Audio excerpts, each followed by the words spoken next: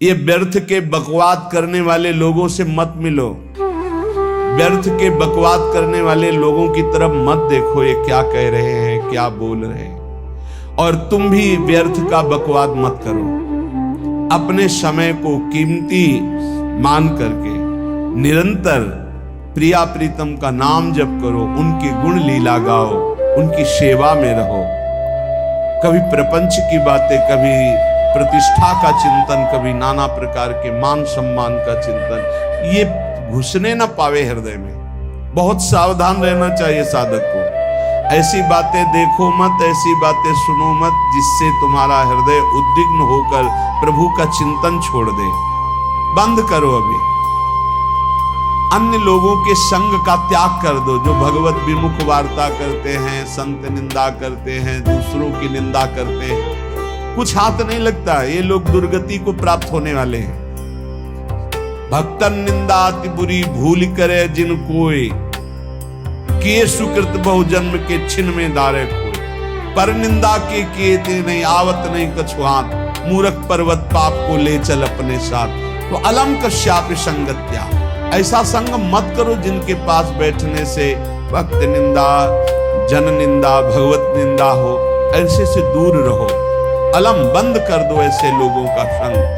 रात दिन हम श्यामा श्याम का नाम जप करेंगे, श्यामा श्याम के लीला गुण गाएंगे, श्यामा श्याम के ही धाम का शोभा का चिंतन करेंगे।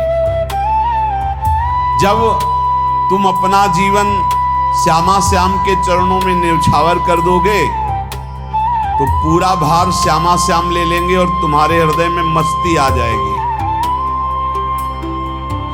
जो ऐसा निश्चयी होता है, दृढ़ निश्चयी, उसके अंदर दृढ़ विश्वास, तो उसके हर समय भगवान की स्फूर्ति होती रहती है।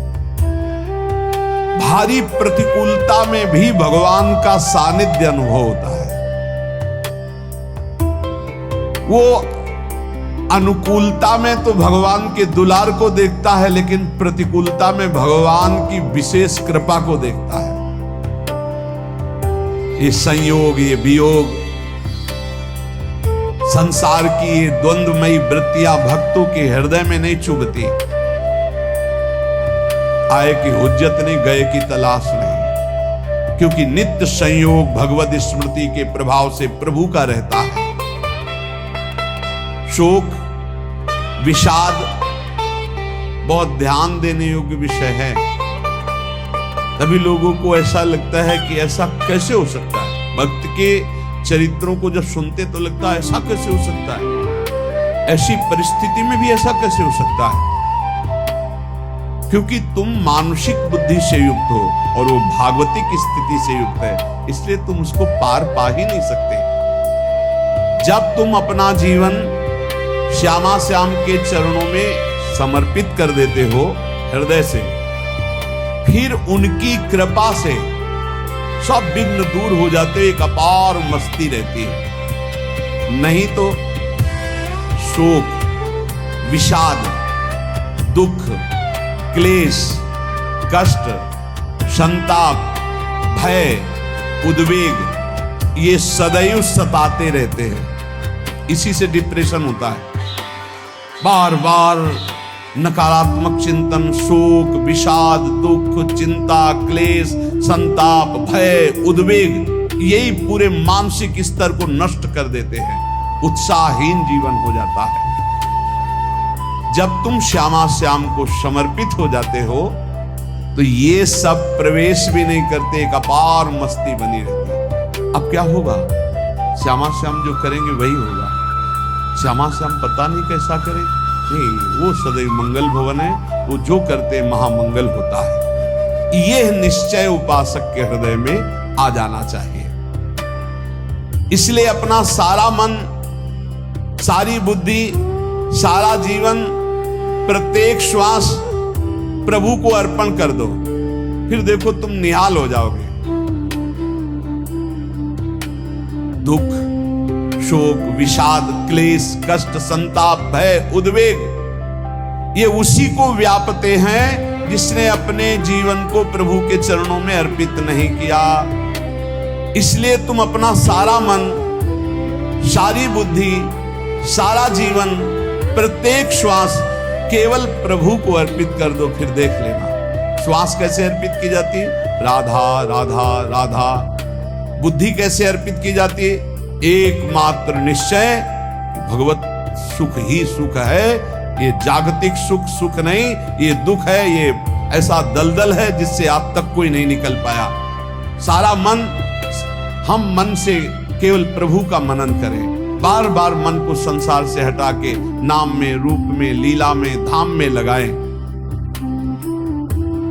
बहुत प्रसन्नता हो जाती है उस उपासक के हृदय में जो अपना मन बुद्धि प्रभु के चरणों में अर्पित कर देता है। भगवान ने तो इसको बहुत उत्तम स्थिति बताया है कि मेरे से कभी वो अलग हो ही नहीं सकता यदि मन बुद्धि अर्पित कर दिया। मय्येव मन आधत्स्व मयि बुद्धिम निवेशय, तो निवश्य मय्येव अत ऊर्ध्वं न संशया। बिल्कुल संशय नहीं, वो मेरे में ही निवास करेगा जिसने मन और बुद्धि अपनी मेरे में अर्पित कर दी। बहुत प्रसन्नता रहेगी उस उपासक के जीवन में जो अपने आप को मन बुद्धि सहित प्रभु के चरणों में समर्पित कर दिया है। भगवान का आश्रय लेने वाले की पहचान है हर परिस्थिति में प्रसन्न रहना। देखो आप भगवद आश्रित हो कि नहीं, देखो अनुकूल परिस्थिति में तो सब प्रसन्न रहना, लेकिन प्रतिकूल परिस्थिति में प्रसन्न रहना ये भगवान के भक्तों का लक्षण है। हर परिस्थिति में प्रसन्न रहना ये भगवान के भक्तों का लक्षण है। आनंदगन भगवान का आश्रय मिलते ही आनंद छा जाता है हृदय में। उनके पास आनंद का अभाव होता ही नहीं है। जैसे सूर्य का प्रकाश उदय होते ही सूर्य का प्रकाश संपूर्ण अंधकार को नष्ट कर देता है, ऐसे ही भगवान का संपूर्ण आश्रय लेते ही सब दुख चिंता शोक नष्ट हो जाते, आनंद ही आनंद। तुम भगवान के मंगलमय रूप को नहीं जानते हो, पर उनके मंगलमय भाव को, विधान को मानना शुरू कर दो।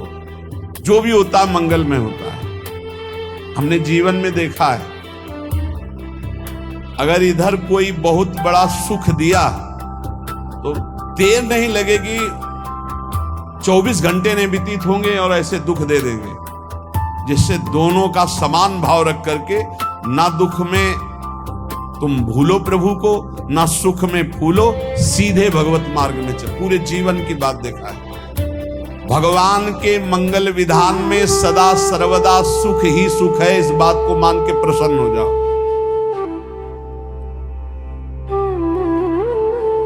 जब भगवान का भजन करने वाले की तन्मयता बढ़ती है भजन में, तो द्वेषी जन अपने आप तैयार हो जाते हैं। भक्त कभी किसी से द्वेष नहीं करता, अपने आप वो द्रोह करने लगते हैं। तो नरसिंह मेहता जी से बहुत गांव के कई लोग थे जो जलते थे, ऐसे जलते थे कि अब क्या करें, कैसे मिटा दे नरसिंह मेहता जी को। उपाय तो मिल नहीं रहा था। तो एक दिन संतों की मंडली आई और उन्होंने कहा कि हम रास्ते में कोई चोर आदि धन ना ले ले, इसलिए यहां से किसी की हुंडी चलती है क्या द्वारिका में? पहले ऐसा था। बोले हाँ हाँ, हमारे यहाँ बहुत बड़े सेठ हैं नरसिंह मेहता जी, पर आप कहोगे वो मना कर देंगे। कई बार कहोगे, अगर वो स्वीकार कर ले तो वहां आऊं।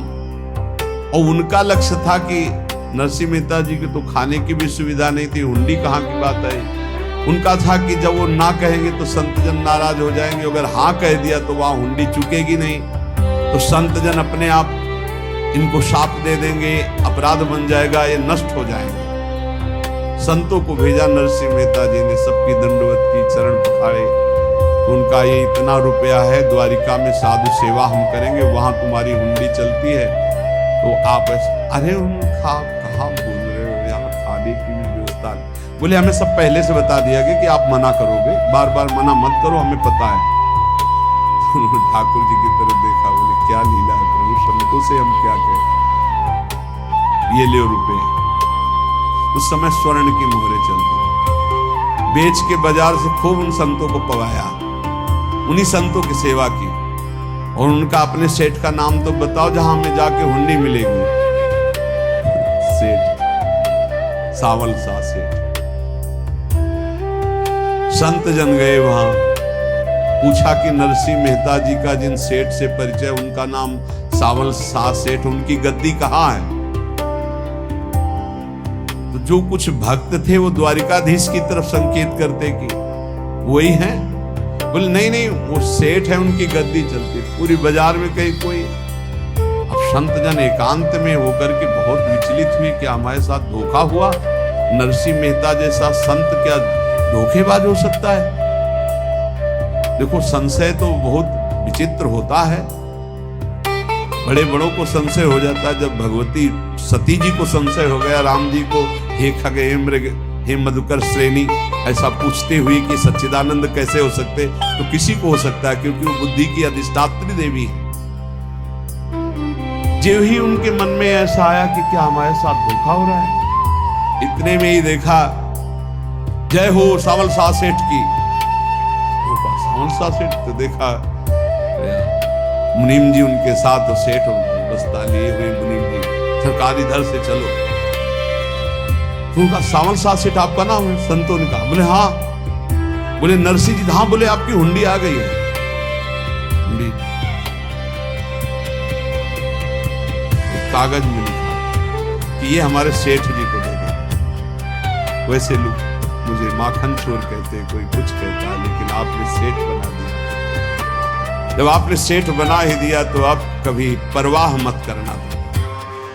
और ये सेवक आपकी सेवा में सदैव तत्पर है। भगवान ने ऐसा, जो भगवद आश्रित है, एक बार ये चलता रहता है। जो संत जन होते हैं उनके विरोधी अपने आप बन जाते हैं, किसी से कोई मतलब नहीं, अपने आप विरोधी बन जाते हैं। कबीरदास जी का पूरी काशी में यश था। भजन करने वाले महापुरुषों का यश बढ़ता है जब, तो जो भजनहीन होते हैं उनके हृदय में जलन पैदा हो जाती है और उनको विविध प्रकार से फंसाना चाहते हैं, उनको कष्ट देना चाहते हैं। तो कबीरदास जी के यश को धूमिल करने के लिए कुछ ब्राह्मणों ने एक रचना रची। मुड़ मुड़ा के कबीरदास जी के शिष्य बन करके पूरी काशी के सब आश्रमों में निमंत्रण दिया है। कल भंडारा है, संत सेवा है, सबने स्वीकार किया। कबीरदास जी अपनी दिनचर्या करके निकले तो संत मंडली आने लगी। बोले कै बजे सेवा है? साधु सेवा। बोले कौन सी साधु सेवा? बोले कल आपके शिष्य जन निमंत्रण दे के आए, पूरी काशी के सब संत आ रहे हैं। कबीरदास जी ने एक की भी व्यवस्था नहीं, पूरी काशी के संत आ रहे हैं। अच्छा, समझ में आ रहा है, लीला बिहारी तुम लीला करना चाहते हो। गए अपना निकल गए गंगा किनारे, एक झाऊ के नीचे बैठकर अपना भजन ध्यान में मगन है।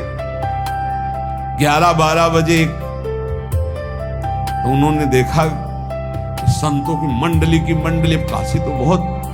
कबीरदास जी ने देखा कि आश्रम की, तो बोले पता नहीं क्या होगा, चलो चलते हैं। तो ऐसे गमछा वस्त्र करके ऐसे डालकर मुंह ढक करके, वहां बड़ी बड़ी पंगत लगी थी। कबीरदास जी सबको पाओ जी पाओ। कबीरदास जी के रूप में स्वयं भगवान पाओ। कबीरदास जी ने कहा अच्छा, जब स्वामी परस रहे तो हम भी बैठ के पा ले। तो जब उसी पंगत में बैठ गए अपना कपड़ा ढक करके, और जब मोहरे की दक्षिणा दे रहे थे, सब लोग कि वाह कबीरदास जी ने आज तो साधु से। सबको जब कबीरदास जी के सामने आए तो ऐसे मुंह ढके, बोले देखो जो मेरा होता है उसे मुंह छुपाना नहीं पड़ता, मुंह ढकला नहीं पड़ता। लो दक्षिणा, तुम भी दक्षिणा लो। कबीरदास जी को कबीरदास जी दक्षिणा दे रहे, वो कबीरदास जी है भगवान, और ये पाले वाले कबीरदास जी है भगवान के। कभी भगवान अपने, अरे जमाने जोर लगा ले, कितना जोर लगाएगा, भक्त और भगवान का झंडा कभी न झुकने पाएगा। बिल्कुल चिंता, शोक, भय, उद्वेग रहित जीवन भगवत आश्रित।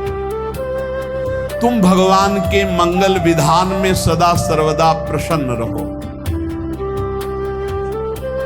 अब ये विचार कर लो कि भगवान जो करेंगे तुम्हारा मंगल करेंगे। अब थोड़ा ऐसा बीच में लगता है कि अमंगल हो रहा है क्या, लेकिन पक्का समझो बहुत बड़ा मंगल उनका विधान होता है। बहुत ही उत्तम मंगल होता है भगवान के शरणागत का।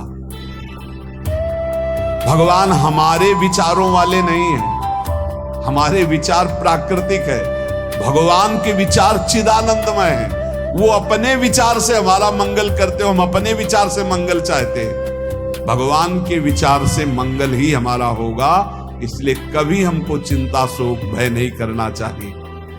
भगवान की ओर से कभी तुम्हारे लिए ऐसा विधान नहीं होगा कि तुम दुखी हो जाओ, बस तुम्हारी सोच हो सकती है, उसका परिणाम बहुत मंगल होगा। जगत की ओर से निराश हो जाओ, किसी से आशा मत रखो, फिर आप देखो आपका जीवन कैसा आनंदमय व्यतीत होता है। ये जो जगत की आशा है यही दुख प्रदान करती, सच्ची जगत की आशा ही दुख प्रदान करती है। अगर जगत से कोई संबंध न रखा जाए और भगवत भाव में रहकर तो बहुत अच्छा जीवन चलेगा। अपने कर्तव्य का पालन करो, परिवार को भगवत स्वरूप मानकर पोषण करो, किसी से कोई संबंध मत रखो, कोई आशा मत रखो, यही अध्यात्म सिखाता है। अपने आप भगवत स्वरूप, सबका व्यवहार मंगलमय और आपका जीवन मंगलमय। अपने घर में ऐसे रहो जैसे किसी अतिथि के घर में रह जाता है। चलना है, यहां से जाना है। कौन रहता है अपने घर में अतिथि की भांति? भगवान का भक्त। जाना है यहां से, अपनी प्रिया प्रीतम के पास जाना। ये हमारा घर नहीं है, यहाँ तो हम समय व्यतीत कर रहे हैं, अपनी आयु व्यतीत कर रहे हैं भगवत आराधना करते हुए। हमें जाना है प्रिया प्रीतम के पास। वास्तविक घर भगवान का धाम है हमारा, वास्तविक घर वाले प्रभु हैं हमारे। जो नित्य सच्चिदानंद भगवान के चरणों में अपने चित्त को समर्पित करता रहता है, उसको यह अनुभव होने लगता है कि बड़ी कृपा है हमारे ऊपर भगवान, बड़ी कृपा है हमारे ऊपर। सर्वसमर्थ परम सुहृद भगवान ऐसे भक्त के ऊपर हर समय वरद हस्त रखे रहते हैं। ये केवल प्रवचन नहीं, सच्ची बात मान। ऐसे भगवान का वरद हस्त हर समय रहता है। जब भगवान की छत्र छाया में भक्त अपने को देखता है तो आसपास घोर विपत्तियों का भी समुदाय हो तो भी वो आनंद में मगन रहता है। हर हालत में आनंदित रहना ये भक्त का स्वभाव है। भगवान ऐसे भक्तों को प्यार करते हैं जैसे कछुआ अपने अंडे को बाहर रख आवे और रात दिन उसका चिंतन करे। जब भक्त भगवान को समर्पित होता है तो भगवान रात दिन उसकी ऐसे चिंतन सुरक्षा करते हैं।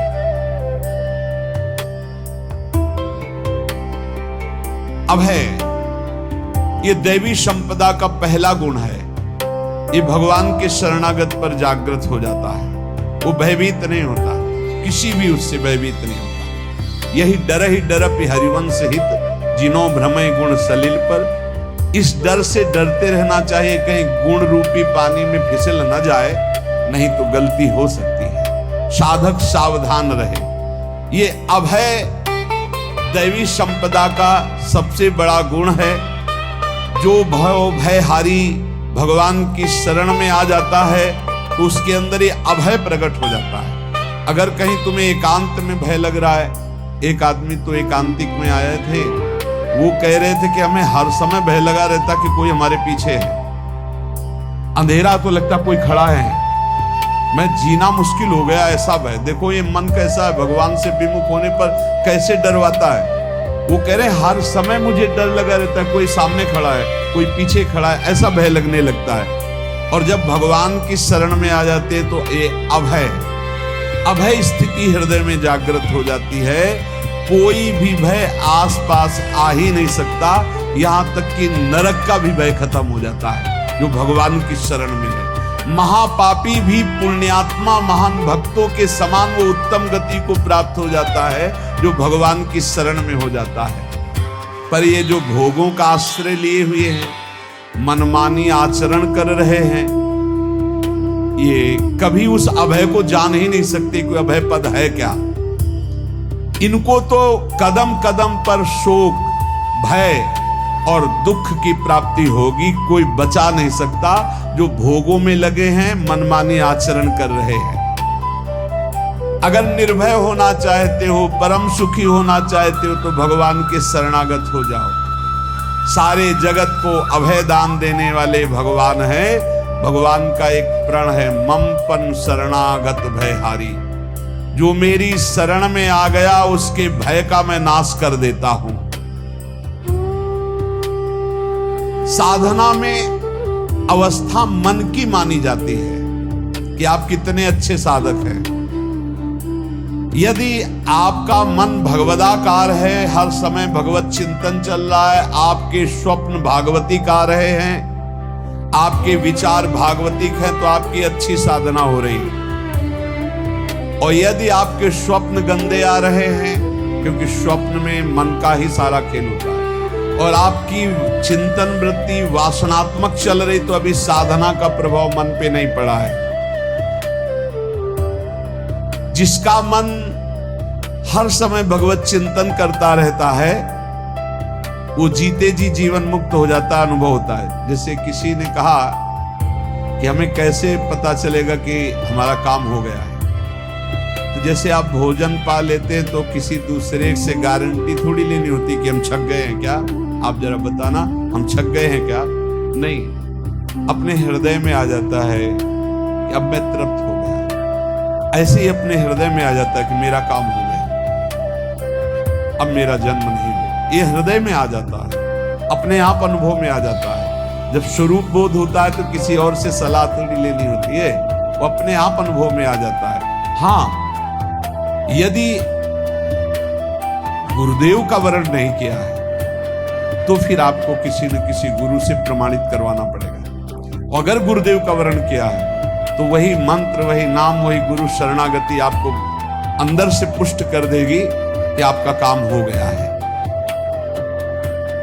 विषय चिंतन करता हुआ मन विषय आसक्ति को प्राप्त होता है। विषय आसक्ति को प्राप्त हुआ मन बार बार जन्म मरण और नरक को प्राप्त होता है। बस ये विषय चिंतन हटाना ही प्रमुख कर्तव्य साधना का है।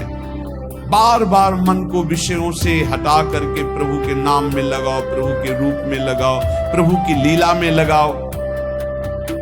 जहां भगवान प्रकट होते हैं वहां परमानंद की बाढ़ आती है।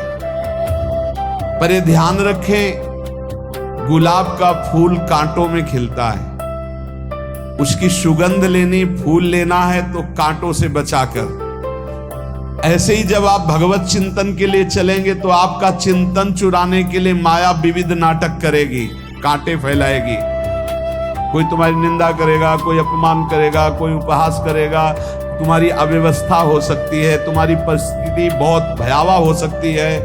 इन परिस्थितियों में भी भगवत चिंतन का तार ना टूटने पावे तो आगे गुलाब का फूल है। जिसे कांटे से बचाकर गुलाब का फूल लेते हैं और भगवद अर्पित करके सौरभ का सुख लेते हैं, ऐसे ही भगवान के प्रेमानंद का अनुभव करने के लिए संसार के कांटों से बचना होगा। और खिलेगा यही फूल संसार में ही, मनुष्य देह में, और योनियों में नहीं। भगवत प्राप्ति स्वर्ग में नहीं होगी, इसी मृत्यु लोक में होगी। पहले मन नहीं लगता भगवत चिंतन में। भगवत चिंतन जबरदस्ती करना पड़ता है। भगवत चिंतन जे ही प्रारंभ करोगे ते ही बहुत बाढ़ आ जाएगी पाप चिंतन की। ध्यान दीजिए, बहुत लोग प्रश्न करते रहते हैं कि हम जब भजन में बैठते हैं तो बहुत गंदी बातें आती, मन बड़ा चंचल होता है, भाग जाता है। ऐसा प्रारंभ में जब कोई भगवत चिंतन प्रारंभ करता है तो उसका मन विषयों में भागता है, गंदी बातों में भागता है। अब लोग कहते पहले तो हमारा चिंतन बढ़िया होता था, अब चिंतन नहीं होता। तो कोई सिद्ध पुरुष थोड़ी हो गए, तुम्हें जबरदस्ती चिंतन करना होगा। जगत के प्राणी में जहां मन जाए तो इसमें भी भगवान, पदार्थ में मन जाए तो उसमें भी भगवान। जहां जहां मन जाए वहां वहां भगवान देखो, या मन को हटाकर नाम मंत्र में लगाओ। ऐसे भगवत स्मृति जागृत की जाती, बार बार प्रयास करना होता है। कई लोग ये प्रश्न करते हैं कि हमसे बड़े पाप हो गए तो क्या हमें भगवान की प्राप्ति हो जाएगी? तो यहां कह रहे हैं भगवान किसी के पूर्व जीवन को नहीं देखते हैं, वर्तमान के भजन को देखते हैं। पकड़ो इस बात को। अगर वर्तमान में आज आप सुधर गए हो, नाम जप कर रहे हो, तो आप भक्त हो। ये गीता जी में भगवान ने कहा अपिचेत सुदुराचारो भजते माम अनन्य भाग साधुरेव समंतव्या सम्यक व्यवसिता। ऐसा बहुत दुराचारी पहले रहा है, बाद में उसके मन में आ गया कि भगवान के सिवा हमारा कोई कल्याण करने वाला नहीं, हमारा कोई नहीं, तो भगवान कहते हैं मैं उसे साधु ही मानता हूं, उसे साधु बना देता हूं। भगवान किसी के पूर्व जीवन को नहीं देखते। बहुत बढ़िया बात है। कल तक हम क्या करते रहे भगवान नहीं देखते, आज क्या कर रहे हो ये देखते हैं। यदि आज आप भजन में लग गए हो, अच्छे आचरण कर रहे हो, तो आपको भगवत प्राप्ति हो जाएगी। भगवान ये नहीं देखते कि पूर्व में पुण्यात्मा रहा है कि पापात्मा रहा है। भगवान वर्तमान में देखते कि मेरा भजन कर रहा है, बस इसी से कल्याण कर देते हैं। पकड़ो इस बात को, तो कभी प्रश्न नहीं उठेगा कि क्या हमको भी भगवत प्राप्ति हो सकती है क्या। हमारा मन यदि श्री भगवान को चाहने लगे तो श्री भगवान हमारे मन में ही आकर बस जाएंगे। भगवान की रूप माधुरी में मन डूबने लगेगा। यथार्थ सत्य, जो भगवान से थोड़ा भी प्यार करने लगे हैं, उनके हृदय में भगवान की उनकी भावना के अनुसार झलक आने लगी है।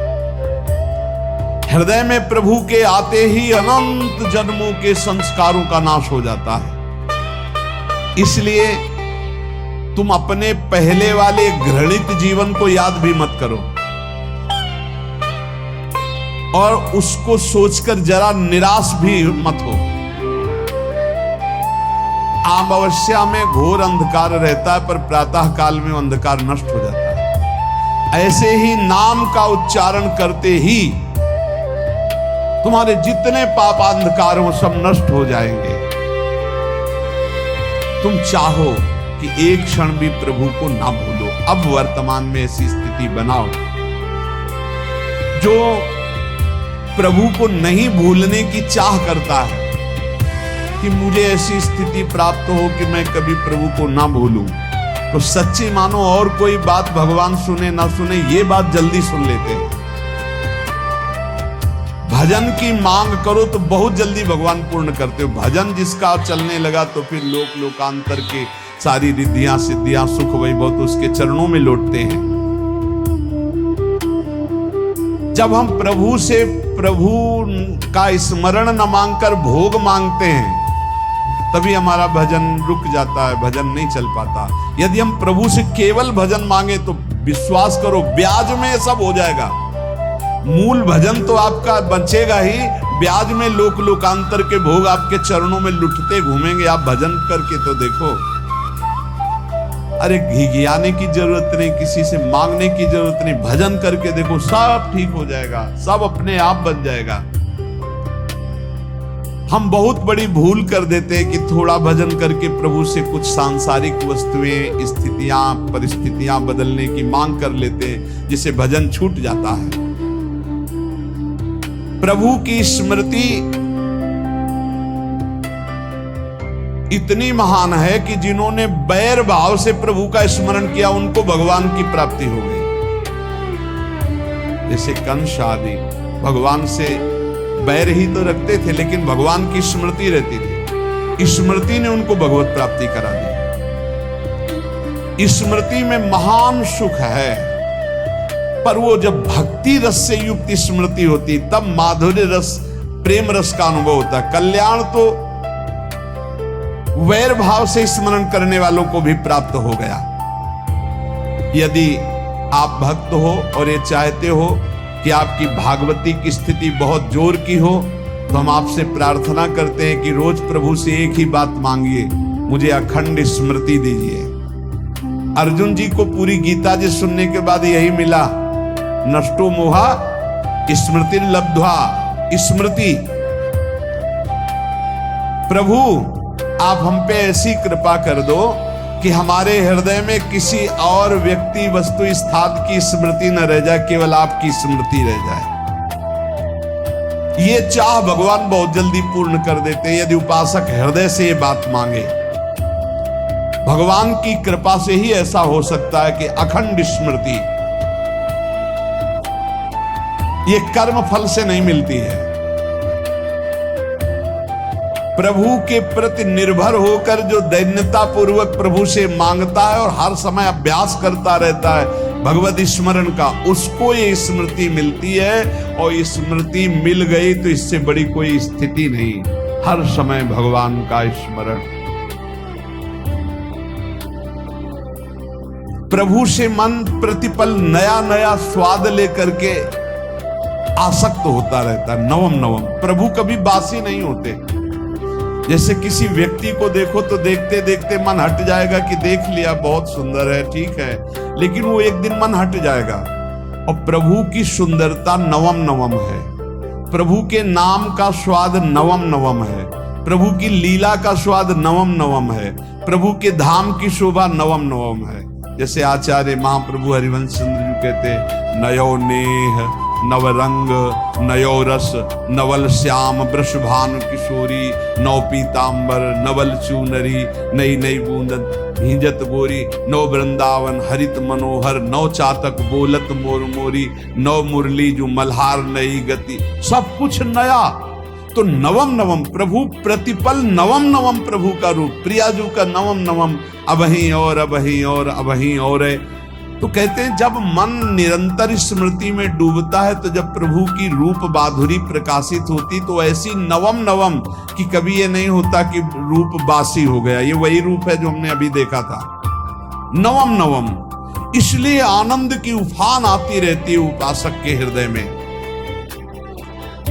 ऐसी प्रियता, ऐसा आनंद बिना भजन के नहीं अनुभव में आएगा।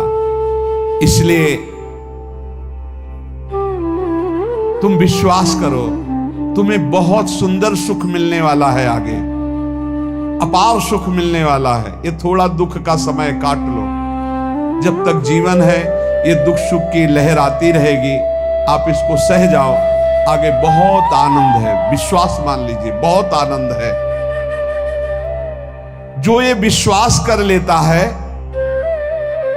वो प्रभु के मार्ग में चलकर प्रभु को प्राप्त कर लेता है।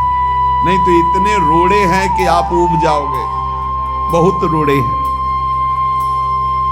जो प्रभु के मार्ग में चलता है तो माया के बहुत से पार्षद अपना प्रभुत्व दिखाने उनके पास आते हैं, महिमा अपनी दिखाने, पर वो किसी वस्तु स्थिति अवस्था प्राणी पदार्थ का प्रभाव स्वीकार ही नहीं करता, क्योंकि भगवत स्मृति परायण है, भगवान की कृपा पर विश्वास है, इसलिए उसको कोई फंसा नहीं पाता।